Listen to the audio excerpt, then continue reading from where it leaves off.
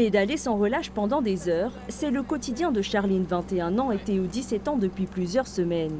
Et pour cause, ils vont traverser l'Europe à vélo pour faire parler de la maladie de Huntington. On compte faire 3000 km, donc environ entre 150 et 180 km par jour, donc ce qui correspond à 10 heures de vélo environ.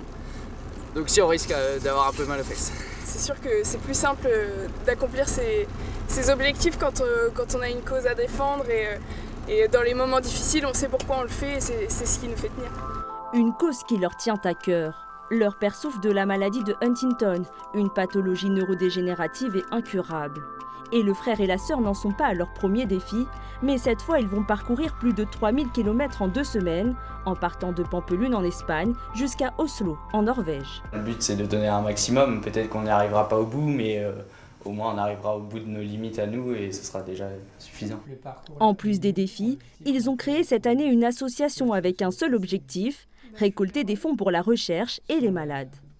J'ai appris que j'étais moi-même porteuse du gène, donc c'est un combat en fait qui a pris de l'ampleur d'année en année et jusqu'à devenir une association en fait aujourd'hui. Des jeunes de 17 et 21 ans qui portent cette parole-là, on dit que ces générations sont peu engagées, ils nous prouvent tout le contraire. Une cagnotte a également été lancée en ligne pour soutenir la cause. Charline et Théo n'ont plus qu'une seule hâte, commencer leur périple dès le 26 juin et tenter de relever ce défi sportif.